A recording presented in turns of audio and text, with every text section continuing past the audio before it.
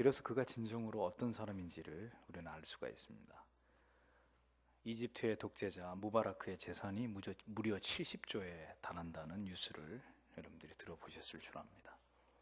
한 나라의 수장으로 수십 년 동안 독재를 하면서 그가 추구한 것은 국가의 번영이나 어떤 민생의 안정이 아니라 오직 자신을 위한 부정축제였다는 사실이 전 세계 사람들에게 다 드러나게 됐습니다.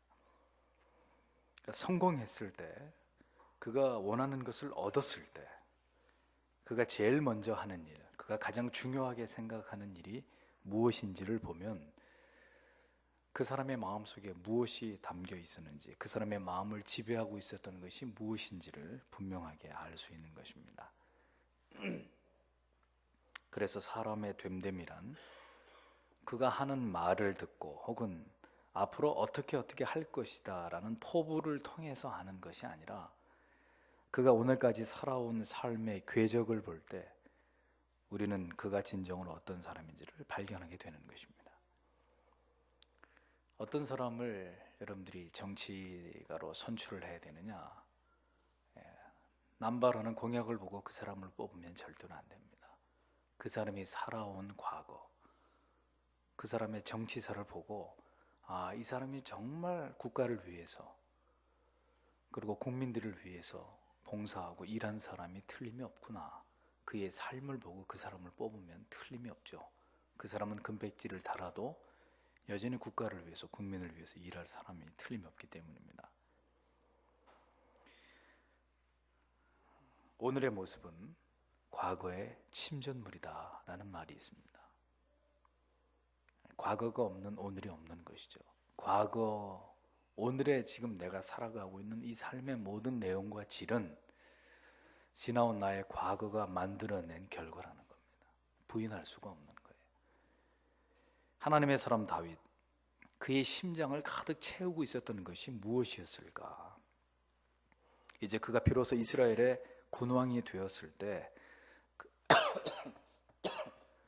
그토록 그가 화급을 다투면서 하려고 했던 일이 무엇인지를 살펴보면 우리는 이것을 통해서 다윗이 진정으로 하나님의 마음에 합한 사람이었다는 사실을 다시금 확인할 수가 있습니다. 사울이 이스라엘의 왕이 되었을 때 이스라엘은 가장 강력한 적국인 블레셋과의 전쟁에서 항상 수세를 면치 못했습니다. 하나님이 떠나버린 지도자와 그의 백성들의 역사는 결코 흥할 수 없다는 사실을 성경 우리에게 보여주고 있습니다. 역사의 흥망성쇠는 사람의 손에 달려있는 것이 아니라 하나님께 달려있는 것이죠. 그래서 하나님을 경외하는 나라가 복을 받고 하나님을 무시하는 지도자와 백성들이, 그리고 그 백성들의 나라는 언제든지 참담한 짓밟힘과 오욕의 세월을 겪어야 했다는 것을 성경 우리에게 증언해주고 있습니다. 그런데 이제 다윗이 이스라엘의 왕이 되자 이스라엘의 국제적인 위상이 달라지기 시작했습니다. 하나님께서 함께 하시는 사람 다윗이라는 이 걸출한 영웅이 이스라엘의 왕이 되었다는 소문이 순식간에 이스라엘의 주변 부족 국가들 사이로 퍼져나갑니다. 그런데 이제 그 상황에서 이제 나라의 정세가 바뀌고 어떤 혼란이 있을 것이라고 야기되는 그 상황을 틈타서 이스라엘의 오랜 숙적인 블레셋이 대군을 이끌고 이스라엘을 치게 됩니다. 아예 이참에 이스라엘을 깨끗이 쓸어버리려고 하는 그런 야망을 불태우면서 대규모의 군사를 파견해서 블레셋이 다시 전쟁을 일으킨 것이죠. 그리고 이제 다윗이 명실공히 이제 이스라엘의 왕이 되어서 이 뭐 자축할 겨를도 없이 나라의 존폐를 놓고 다시 전장에 나서야만 되는 그런 상황을 다윗이 맞이하게 됩니다. 그런데 다윗은 이 싸움에서 혁혁한 공을 세우면서 대승을 거두게 되죠. 물론 그는 전쟁에 앞서서 하나님 앞에 기도하면서 지혜와 힘을 구함을 잊지 않았습니다. 하나님께서는 그에게 승리의 약속을 주셨고 그 약속대로 다윗은 승리를 거두게 된 것이죠. 이 싸움을 통해서 블레셋은 자신들이 죽였던 사울 왕과는 비교도 할 수 없는 강력한 왕이 이스라엘의 새로운 지도자가 되었음을 절감하면서 두려움에 떨면서 그 전쟁에서 패배하고 물러나게 됩니다. 하나님께서 다윗과 함께 하시고 계심을 이후에 이제 계속되는 전쟁에서의 연승을 통해서 계속해서 승리하는 일들을 통해서 하나님이 이스라엘의 주변의 열방 가운데 아주 강력하게 각인을 시키고 계셨습니다. 옛날의 이스라엘이 아니다. 내 사랑하는 종 다윗이 통치하고 지도하는 이스라엘은 이제 감히 너희들 따위가 넘볼 수 없는 그런 강력한 국가가 되었다는 것을 하나님께서 친히 계속되어지는 전쟁에서의 승리를 통해서 하나님이 이 사실을 분명하게 드러내고 계셨습니다. 동쪽 모압군의 공격을 받아서 그 전쟁에서 적을 거의 전멸시킨 다윗은 이번에는 북쪽의 아람군이 2만 명 정도를 북쪽의 아람군을 맞아서 2만 명 정도의 군사들을 전멸을 시키게 됩니다. 그로 말미암아 이 시리아 전체를 자신의 발 아래 두게 되는 그런 엄청난 전과를 올리게 되죠. 또한 이제 북동쪽의 암몬 족속이 자기의 나라의 군대 외에도 3만이 넘는 다른 나라의 용병을 기용해가지고 대연합군을 결성해서 다윗의 군대에 맞서게 되는데 이때 4만이 넘는 연합군조차도 다윗의 군대에 의해서 모두 다 전멸을 당하게 됩니다. 그리고 마침내 이 전쟁 이후로는 이제 어느 누구도 다윗에게 대항할 엄두조차 내지 못하게 되는 그런 상황이 전개가 됩니다. 스코틀랜드의 전설적인 영웅 윌리엄 월레스처럼 다윗도 다윗 이름만 딱 들어도 주변의 부족 국가들이 그냥 사시나무 떨듯이 떨게 되는 그런 어떤 일들이 벌어지게 되니 이 모든 것이 다윗의 강력한 카리스마와 지도력을 바탕으로 이스라엘이 새롭게 이 팔레스타인 지역의 패권을 장악하는 그런 나라로 발돋움하게 된 것입니다. 그리고 그렇게 된 데는 하나님께서 하나님의 사람 다윗에게 물붓듯이 부어주신 능력이 다윗과 이스라엘 백성들과 함께 있기 때문이죠. 저는 오늘 이 땅의 모든 성도들이 이렇게 하나님을 두려워하면서 하나님 앞에 바로 서게 될 때 하나님께서 모든 판도를 뒤바꾸시는 이러한 놀라운 하나님의 역사들을 체험하게 되시기를 축복합니다. 다윗은 무더니도 인내하면서 원수까지도 품을 수 있는 그런 인품을 갖춘 사람이었습니다. 하지만 그가 그렇게 약한 사람만은 아니었다는 것이 일단 하나님의 뜻이 분명해지고 일어나서 싸워야 될 순간이 됐을 때는 일말의 주저함도 없이 자신과 몇 배나 되는 이 중과 부적의 그런 열세 가운데서도 하나님을 의지하면서 무조건 다윗은 돌격 앞으로를 외쳤던 그런 왕이었습니다. 절대로 눈에 보이는 수의 기가 죽거나 객관적인 전력에 의해서 싸움을 포기할 줄 몰랐던 오직 하나님을 의지하고 그가 소년이었을 때 그리하였던 것처럼 전쟁은 하나님께 속한 것이다.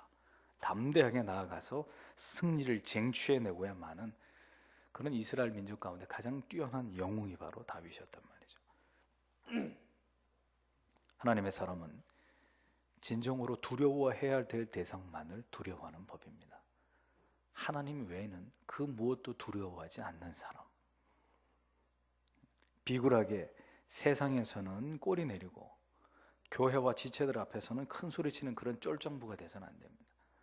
세상에 나가서는 산천초목이 떨도록 포효하고 교회에서는 겸손하면서 한없이 부드러운 사람이 돼야 되는 거죠. 그런 사람이 하나님이 쓰시는 멋있는 사람입니다. 검을 쓰는 것은, 검을 휘두르는 것은 붓으로 글을 쓰는 것과 일맥통한다고 합니다. 왜냐하면 강함은 부드러움을 통해서 길들여지고 그렇게 해서 길들여지는 강함만이 위기의 순간에 그 진가를 발휘하는 법이기 때문에 그렇습니다.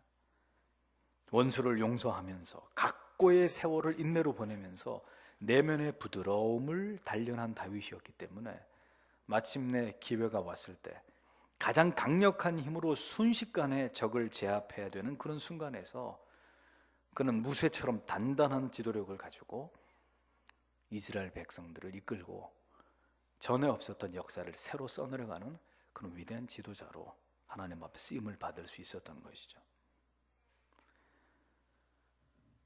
진정한 검객은 단 한 번의 칼의 휘두름으로 적의 숨통을 끊어놓습니다. 의미 없는 요란한 사람이 되면 빈 깡통 같은 사람이 되면 안 돼요.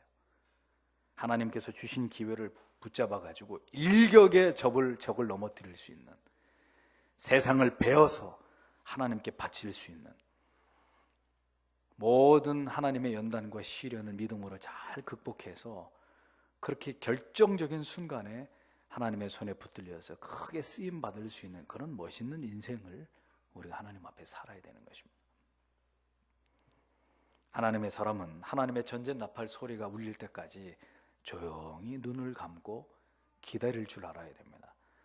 그러나 마침내 하나님의 나팔 소리가 천지를 뒤흔들 때는 비호처럼 달려나가서 조금도 흔들림이 있거나 두려움이 없이 적의 머리를 끊어낼 수 있는 그런 사람이 되어야 되는 것이죠. 우리는 다윗 속에서 이런 부드러움과 강함, 이 두 가지 면을 동시에 그의 안에서 발견할 수 있는 것입니다. 자, 이제 사무엘하 오늘 읽은 6장 말씀에 보면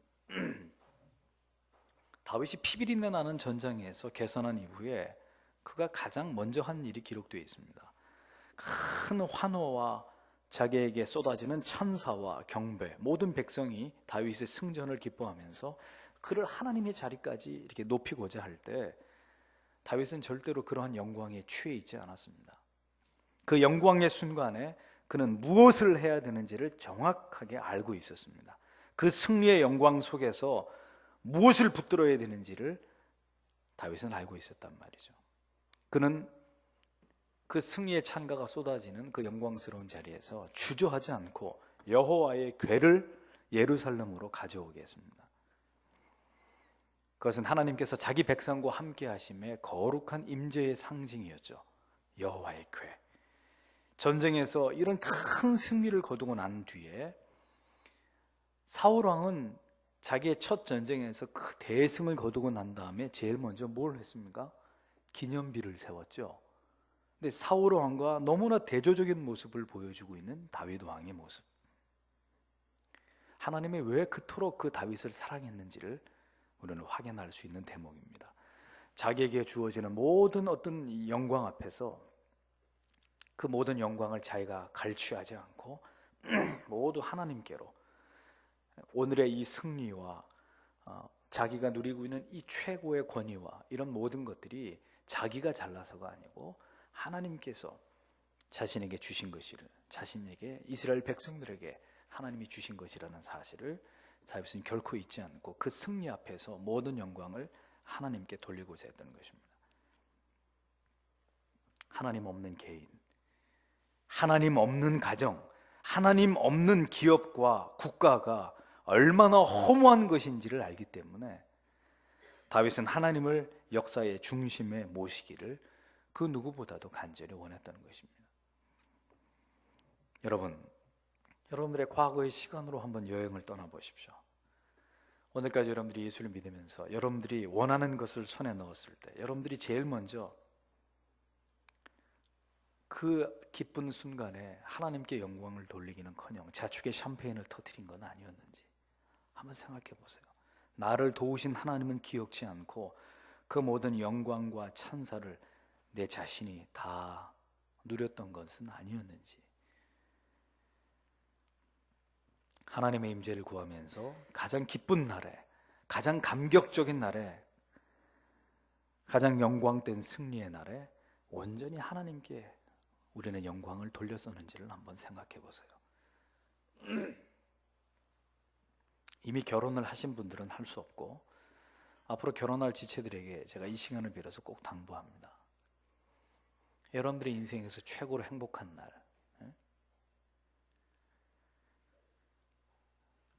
백년가약을 맺는 결혼하는 날, 그날이 절대로 주일이 돼서는 안 될 것입니다. 또 주일을 끼고 신혼여행을 가는 것도 안 될 것입니다. 주일날 모든 예배를 다 드리고 주일이 지난 월요일에 첫 비행기로 신혼여행을 떠나야 되는 거예요. 가장 기쁜 날, 가장 기쁜 날, 내 인생에서 가장 행복한 그날, 먼저 하나님을 기억하는 거예요. 그분께 감사하고 영광을 돌리고, 주일이 지난 그 밤에 이제 처음으로 부부가 돼서 첫날을 보내는 부부가 같이 손을 잡고 기도를 하면서 그렇게 주일을 자기 집에서 다 보내고, 그리고 하루 늦게 월요일 날 비행기를 타고 신혼여행을 가는 거예요. 어렵게 몇 년을 놀다가 취직을 했습니다. 그러면 얼마나 돈이 귀하겠어요. 몇 년을 놀았으니까 월급 타면 여기저기 쓸 일이 얼마나 많겠습니까? 많은 첫 월급을 송두리째 하나님 앞에 다 드릴 수 있는 그런 믿음의 장부가 되어야 되는 거예요. 그것이 하나님을 기념하는 것입니다. 하나님을 경외하는 것입니다. 다윗은 여호와의 궤를 가져오기 위해서 3만 명이나 되는 어마어마한 운송 인원을 동원했습니다. 새 수레를 준비했습니다. 엄청난 규모의 오케스트라를 동원합니다. 그런데 그렇게 만반의 준비를 다해서 대충 다윗이 그 일을 하지 않았어요. 정말 하나님을 위해서 자신이 할 수 있는 최고의 노력을 다해서 여호와의 궤를 옮기려고 했습니다. 그런데 그렇게 여호와의 궤를 운반하던 중에 뜻밖의 사건이 발생을 하죠. 여호와의 궤를 실은 수레가 여호와의 궤를 끌던 수레 소가 이렇게 뛰자 옆에 있던 우사가 자기도 모르게 이걸 황망히 여겨서 여호와의 궤가 땅에 떨어지지 않도록 이렇게 궤를 손으로 붙잡은 거예요. 순간 하나님의 진노가 임했고 우사는 그 자리에서 즉사하게 됩니다. 자, 오늘 이 부분에 대한 설교는 넘어가겠습니다. 제가 과거에 한번 설교한 기억도 있고, 이게 초점이 아니기 때문에. 근데 다윗은 이 일로 인해서 하나님 앞에 큰 두려움을 느끼게 됩니다. 들뜬 마음을 누르면서 모든 공을 자신이 받지 않고 하나님께로 돌리려 했던 그런 다윗인데, 그래서 정말 하나님께 모든 영광을 돌리기 위해서 여호와의 궤를 운반하고 있는 그 상황에서 그의 흥분됐던 그 마음이 일순간 싸늘한 공포로 뒤바뀌어 버리게 된 거예요. 하나님은 승리에 들뜬 다윗에게 다시 한번 하나님의 어미로우심을 나타내신 것입니다. 혹 다윗 안에 있을지 모를 교만, 하나님을 경휼히 여기는 혹시 어떤 그런 부분이 있을까 해서 하나님은 완전히 다윗 안에 있는 그것을 이참에 제거하기를 원하셨던 거예요. 여호와의 궤를 예루살렘으로 가져오는 일은 그로부터 꼬박 3개월이 걸렸습니다. 여호와의 궤가 예루살렘으로 오지 못하고 우사의 죽음으로 인해서 크게 두려움을 느낀 다윗이 가드 사람 에벤에돔의 집에다가 그 여호와의 궤를 맡겨두게 됩니다. 그런데 이제 그 궤가 오벤에돔에 석 달 동안 있을 동안에 그 집이 크게 복을 받는 것을 다윗이 확인을 하고 난 다음에 다시 용기를 내서 이제 여호와의 궤를 예루살렘으로 운반해 오게 되죠. 자, 왜 이런 일이 벌어졌을까요? 여호와의 궤는 아무나 이렇게 직접 만질 수 있는 그런 물건이 아니었습니다. 또 여호와의 궤는 소 달구지에 실어서 이렇게 운반할 수 있는 그런 물건이 아니었습니다. 반드시 제사장들이 4개의 궤에다가, 궤 고리에다가 채를 꿰가지고 고핫 자손이라고 지정된 제사장들의 자손들만 그것을 어깨로 메어서 운반해야 되는, 그것이 법궤를 운반하는 하나님이 정하신 법이었습니다. 그런데 승리의 흥분에 도취된 다윗이 물론 하나님께 영광을 돌리려고 했던 것은 틀림없는 사실이지만 이 규례를 기억하지 못하고, 기억하지 못했는지 아니면 몰랐는지 자신의 나름대로 최선을 다해서 준비한 방법으로 궤를 운반하긴 했지만 그 모든 과정이 하나님 보실 때 옳지 않았던 것이죠. 목적은 선했지만 그 방법이 잘못됐다는 것입니다. 소들이 이끄는 화려한 마차에 궤가 실려진 것 자체를 이미 하나님께서는 원치 않으셨다는 거예요. 더군다나 결코 만져서는 안 되는 법궤를 사람이 만져버린 것이죠. 우사가 죽고 나서야 비로소 다윗은 자신의 잘못이 무엇인지를 발견하게 됩니다. 전쟁의 승리, 그 들뜬 축제의 분위기와 사람들의 환호성 속에서 비오듯 쏟아지는 그 꽃가루보다도 더 중요한 것은 하나님 앞에서 한치의 소홀함이나 실수가 없는 하나님에 대한 경외함, 하나님의 규례를 지키는 하나님을 두렵고 떨림으로 경외하는 것, 그것이라는 것을 다윗은 깨달은 것입니다.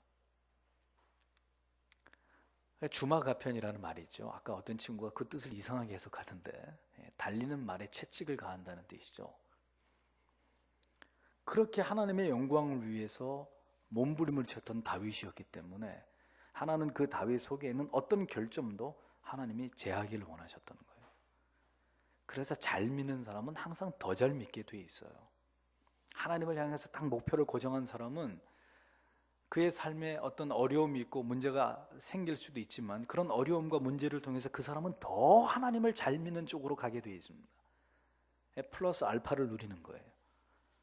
하나님에 대한 예민한 마음, 어떤 상황에서도 성도는 이것을 잃어버려서는 안 되는 거예요. 내 자의적으로 무엇이든지 해석하고 적당히 그렇게 하려고 하다가 하나님의 뜻을 거스르게 되는 것이고 하나님의 노를 살 수도 있다는 것을 잊지 말아야 됩니다. 간혹 보면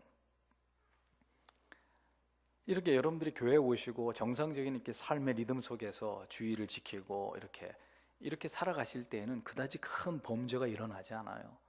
그런데 어떨 때 범죄가 일어나느냐? 여러분들의 평범한 삶의 리듬을 깨고 예를 들면 어디 여행을 가신다든지, 뭐 타국에 있을 때라든지 이럴 때 각별히 주의해야 됩니다. 해이해질 수 있습니다. 영적으로 느슨해질 수 있거든요. 들뜬 마음에서 생전가에 하지 않던 죄를 저지릅니다. 해외여행 가서 도저히 있을 수 없는 술잔을 기울이는 일들이 일어나지를 않나. 뭐 이렇게 땡기는 거 뭐죠? 가서 돈을 넣고 이런 도박을 하지를 않나. 순간에 그 해이해진 마음 때문에 생전가야 그럴 뿐이 아닌데도 술을 입에 대고 가지 말아야 될 곳에 가고 심지어 한순간의 실수로 품지 말아야 될 사람을 품에 안는 이런 어처구니 없는 일들이 벌어지는 거예요. 얼마나 많은 경우에 하나님의 일을 하는 과정에서 급한 마음에 내 마음대로 내 방법대로 일을 처리했다가 혹 어떤 분위기에 들떠가지고 임의대로 일을 처리했다가 영적인 난관에 봉착할 때가 얼마나 많은지 모릅니다. 한순간입니다. 한순간. 그 분위기에 딱 휩쓸리면 자기도 모르는 사이에 그 분위기에서 부어라 마셔라 나도 모르게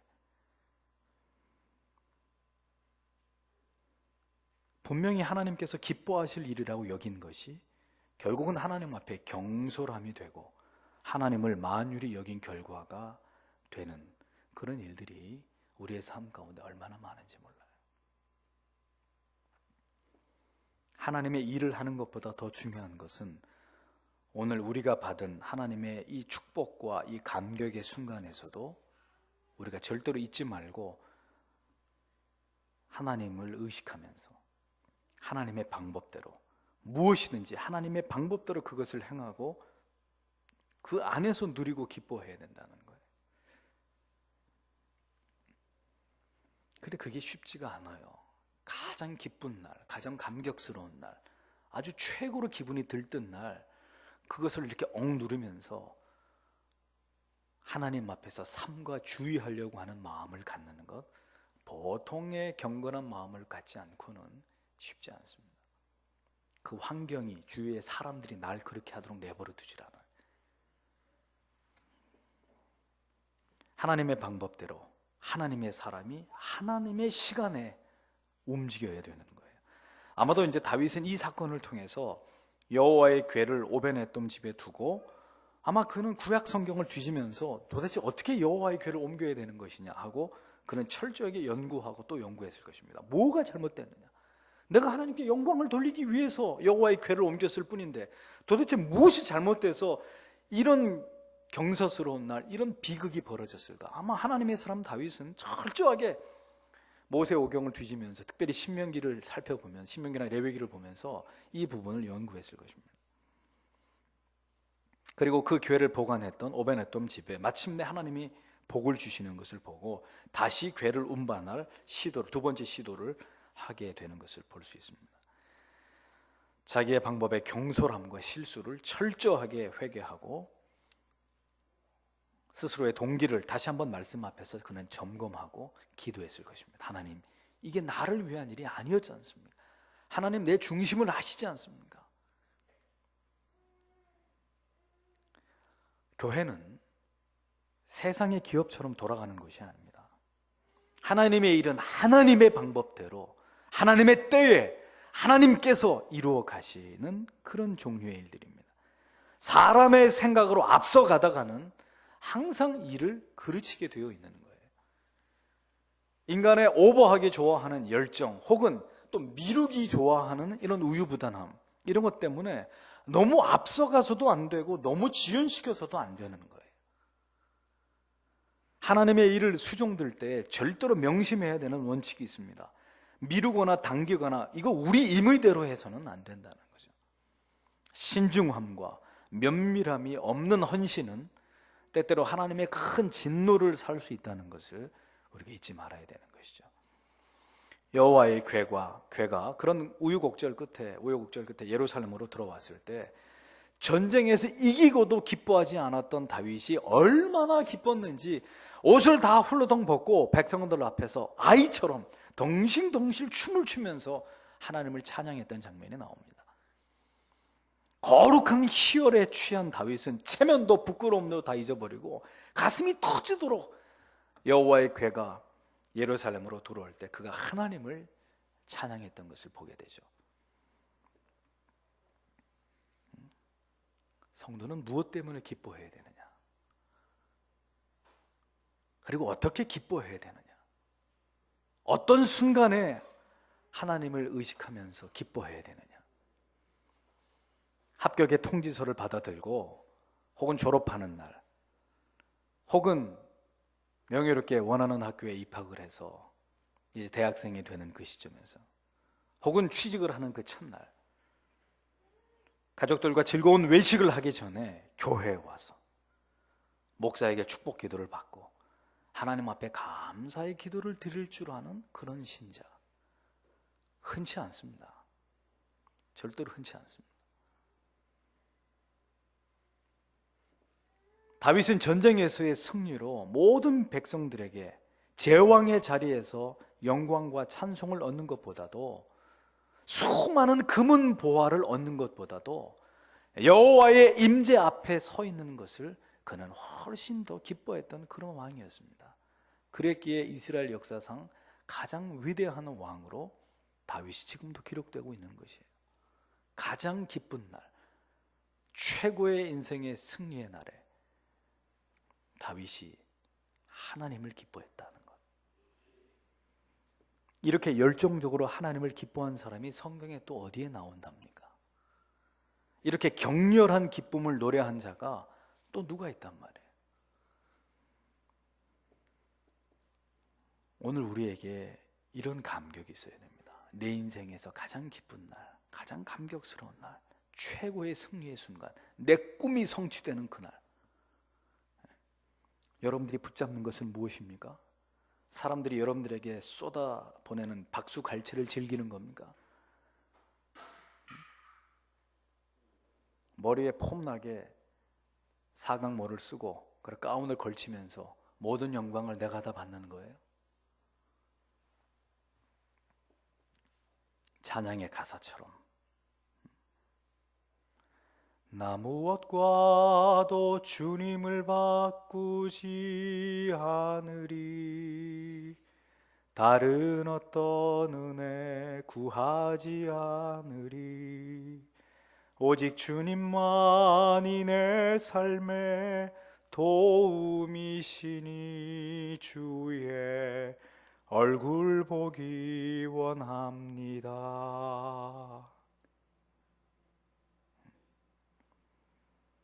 정말 다른 어떤 은혜를 구하지 않고 그 무엇도 주님과 바꾸지 않고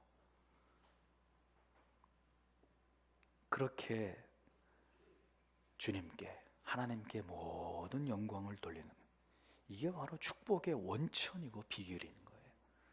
예수를 잘 믿으면 복을 받습니다. 그게 물질의 복일 수도 있고 어떤 명예의 복일 수도 있고 뭐 어떤 복이든 그런데 그 모든 축복의 원천과 비결은 항상 모든 영광을 하나님께 돌리는 사람들, 그런 사람들에게 국한된 것이에요. 사무엘하 7장 1절에서 3절을 보면 승리의 순간에 다윗이 붙잡고자 한 것이 무엇인지 또 한 가지가 나옵니다.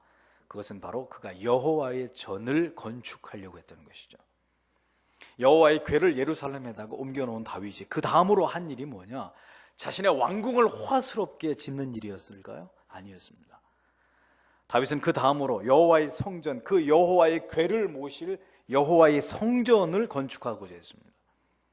자신은 그래도 왕으로 궁궐에 있으면서 하나님의 전이 없다는 것에 대해서 그는 너무나 마음에 큰 고통을 느꼈습니다. 그래서 각종 좋은 건축 자재들을 전 세계로부터 끌어모으고 터를 정하고 하나님의 집을 짓기를 준비합니다. 그런데 다른 일도 아니고 하나님의 전을 짓고자 하는 다윗에게 하나님께서 청천벽력 같은 말씀을 하시죠. 역대상 28장 3절에 보면 너는 너무 피를 많이 흘렸기 때문에 성전을 지을 자격이 없고 내 아들 평화의 임금이 성전을 지을 것이다, 이렇게 말씀하십니다. 아무리 하나님의 마음에 합한 다윗이었지만 안 되는 것은 안 되는 거예요. 다윗에게 허락된 게 있고 허락되지 않은 게 있었단 말이에요. 여호와의 성전까지 지어서 하나님 앞에 그런 영광을 돌려드리고 그것까지 자기의 업적으로 삼고 싶었지만 그건 자기의 희망사항이었고 하나님은 No, 이건 네가 할 일이 아니다 라고 말씀하셨습니다. 이것이 하나님의 하나님 되심의 엄위하신 모습이에요. 그에게 주어진 사명에는 한계가 있었던 것입니다. 나쁜 소원도 아니고 하나님의 전을 짓겠다는 것인데도 하나님께서는 그것을 그에게 허락하지 않으셨습니다. 중요한 것은 이러한 하나님의 뜻 앞에서 하나님의 사람 다윗이 어떻게 반응했느냐 하는 것이죠. 다윗은 한마디 불평도 하지 않았습니다.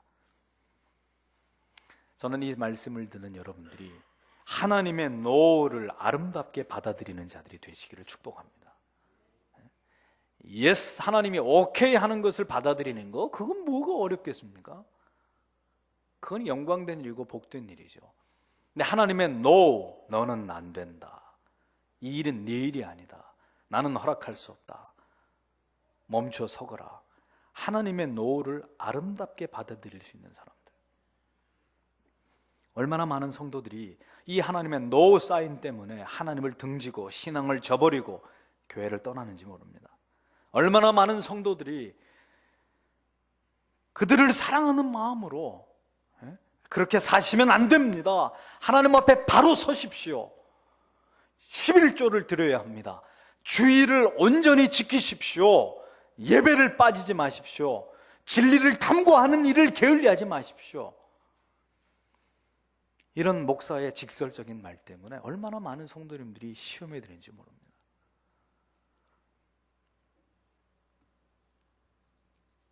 모든 사람들에게 각자의 꿈이 있죠. 야심이 있습니다. 하나님의 사람들도 예외는 아닙니다. 좋은 일, 성공할 것 같은 길은 다 자기가 가고 싶죠. 자기가 손 대보고 싶고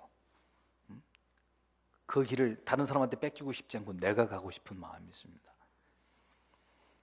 그러나 아무리 좋은 일이라고 해도 그것이 아무리 거룩하고 아름다운 하나님의 일이라 할지라도 때로는 내가 해야 된다는 생각을 버려야 될 때가 있습니다.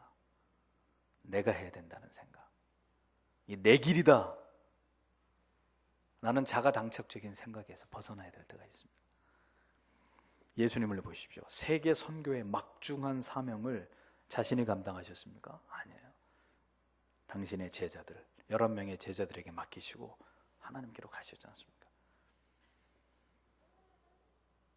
우리는 우리의 인생을 통틀어서 하나님께서 이렇게 그어주신 선까지만 최선을 다하면 돼요. 그 선을 이제 넘어가려고 할 때 욕심이 되는 거예요. 욕심이 되는.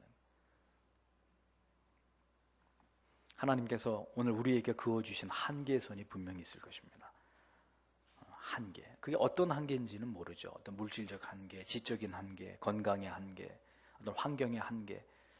한번 그 선을 넘게 해달라고 간절히 기도해 볼 필요는 있어요. 하지만 그렇게 기도했는데도 불구하고 기도의 응답이 내 은혜가 내게 족하도다 라고 말씀하시면 어떻게 해야 됩니까? 겸손하게 받아들이고 다 내려놓는 거예요. 내려놓는. 노라는 하나님의 사인을 무시하니까 어떻게 됩니까? 겪지 않아도 될 실패를 겪고 낙심하게 되고 인생을 이렇게 우회하게 되는 그런 고통스러운 일들을 경험하게 되는 거예요. 요나처럼. 하나님께서는 여러분들을 위해서 모든 것을 예비해 놓으셨습니다. 그것은 여러분들을 위한 최상의 길이 될 것이에요. 절대로 하나님께서는 여러분들이 생각하는 이하로 여러분들을 궁핍하거나 부족하게 하시는 분이 아니십니다. 그걸 믿어야 돼요. 그 하나님을 의지하면서 가라고 하는 곳까지만 가고 서라고 하는 곳에 가면 서면 되는 것입니다. 하나님을 믿고 의지하면서 하나님과 동행을 해야지 하나님보다 앞서가려고 하든지 저기 뒤처져 가지고 느긋하게 뒤따라가려고 한다든지 이것은 아닌 것입니다. 사랑하는 성도 여러분, 승리의 순간에 하나님을 기억하는 자들이 되십시오. 여러분들의 생애 가운데 가장 행복한 날에 하나님께서 무엇을 기뻐하실지를 가장 먼저 생각하는 자들이 되십시오. 여러분들이 하나님을 그렇게 최고로 여기신다면 하나님께서도 당신을 최고로 대우하실 것입니다. 그리고 또 한 가지, 하나님께서 기뻐하실 일이라고 할지라도 내게 허락된 일이 아니면 겸손히 내려놓을 수 있는 그런 사람들이 되십시오. 내 자신의 한계선에 서서 겸손하게 하나님의 뜻을 수용하는 아름다운 포기를 배우는 그런 성도들이 돼야 돼요. 내가 하면 더없이 좋을 일이지만 하나님이 그 일을 다른 사람에게 맡겼다면 축복하면서 나는 여기까지입니다. 자, 당신에게 내 바톤을 넘겨줍니다. 당신이 아름답게 마무리를 하십시오. 나는 당신을 위해서 응원하겠습니다. 당신을 축복하겠습니다. 우린 이러한 아름다운 모습을 하나님의 사람 다윗에게 새롭게 배워야 하는 것입니다. 기도하겠습니다. 승리의 순간에 가장 귀한 것을 붙들라. 오늘 다윗의 생애 가운데 우리에게 주신 교훈입니다. 이미 지나간 세월은 할 수 없습니다. 하지만 앞으로는 여러분들의 인생 가운데 찾아온 그 승리의 날에, 가장 기쁜 그 날에 하나님과 함께 하나님께 영광을 돌리고 그러한 믿음으로 우리가 주님 앞에서 우리에게 주신 날들을 하나님께 영광으로 환수하는 그러한 하나님의 사람 되게 해달라고 다 같이 주님 앞에 함께 기도하겠습니다.